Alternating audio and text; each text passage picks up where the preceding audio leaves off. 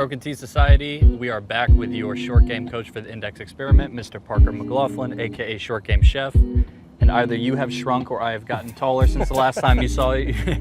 But we've got some questions from Discord. Apparently this shot, the downhill lie, is keeping a lot of people up at night.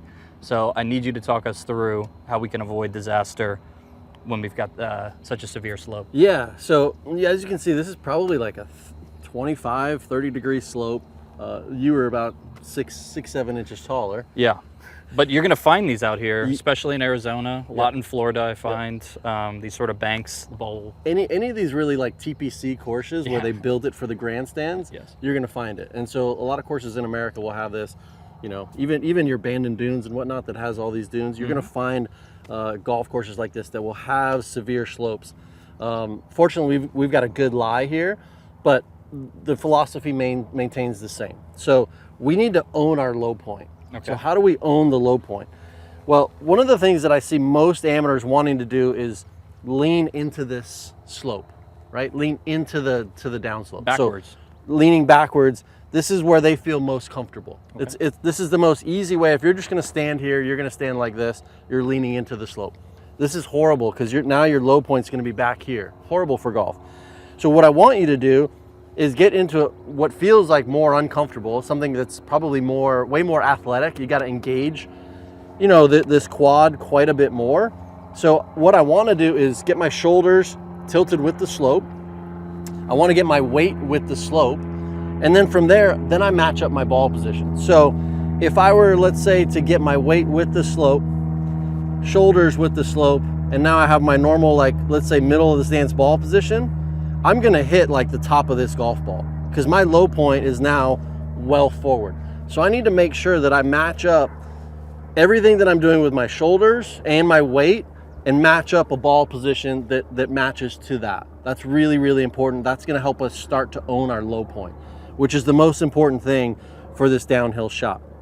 So once we get those dialed in, at that point, what we wanna do is, how do we make the swing? Are we making like a nice wide arc like we did before with our pitch shot? No, actually we need to build a steeper angle of attack, because if we go wide with this one, we're gonna be entering back here. We don't wanna do that, right? So what we wanna be able to do is create a steeper angle of attack. So we wanna build some hinge, build some steepness, and then we wanna throw it. We wanna let go of that hinge. I don't wanna go hinge and then this way, right? Because what I want to do is offset. Everything about this lie says it's going to come out fast. So I want to be able to offset that. So I want to build some hinge so that I can create a steeper angle of attack because I'm on this downslope. But I also need to build some release to build some softness, because everything about this lie says it's going to come out fast, and I want it to come out with some softness.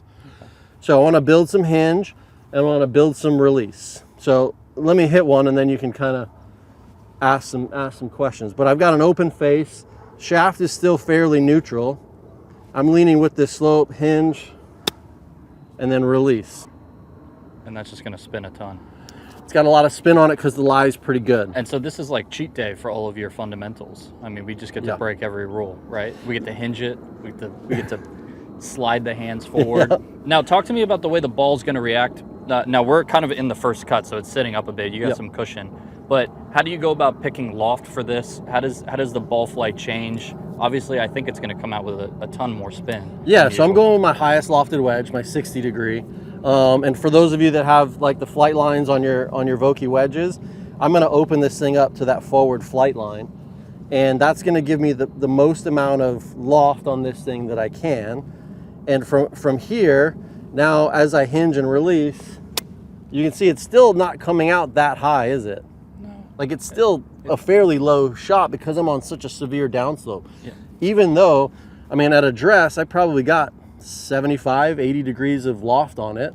And I'm hinging and throwing it. But slope is going to negate that down to sort of the true loft of the club. Exactly right.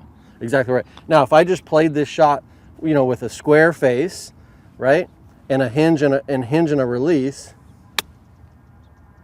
you can see that thing's coming out screaming hot. So I have to have some type of loft, add some loft to it to get this thing to come out with some height and softness. Okay, so if we go back through it, I want the very first thing is you got to get with the slope. It's going to feel awkward and uncomfortable. Here's the last little kind of little tidbit that you see most tour players doing. They will drop their trail foot back. So I'm not going to just be set up like square to my target, right? Because sometimes if I do that, this gets in the way. So tour players will drop this trail foot back somewhere in this area here, very little pressure here, and then a hinge and a release. So sort of a good drill for this might be taking away that back foot and just hitting some shots on the left leg. Yep, exactly right.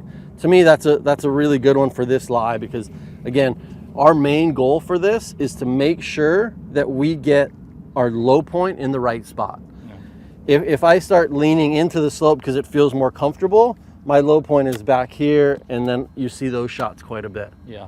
I think for Broken T Society people, I think once they get the setup down and get their angles correctly, this is actually quite a fun shot. Yeah. And it should be not an easy shot, but a shot that they look forward to sort of handling because there's a lot going for you with this lie, right? Yeah. It's going to create spin for you. Yep. It's going to come out fast.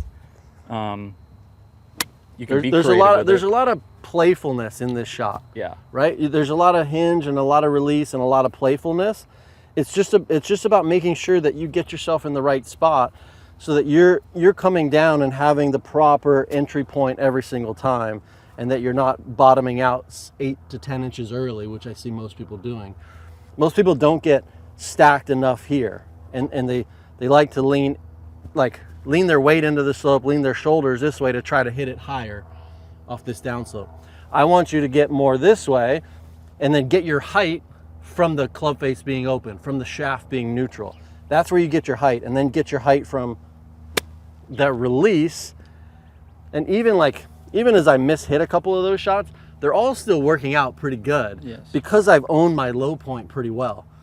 If I don't own my low point, those shots turn out really bad. They're right here or they're over the green because you're bottoming out here and then blading it, or you're just bottoming out here and it stays right there. Yeah, so we're just looking to minimize disaster here. Yep. But as you improve with the setup, I think you'll find that you like this shot and you can execute it a high percentage of the time. Yep. So get your weight forward, get your angles with the slope, open that club face, drop that right foot, and have some fun with it, I guess. Little hinge and little release. Yeah, have some fun with it. It's simple. What are we afraid of?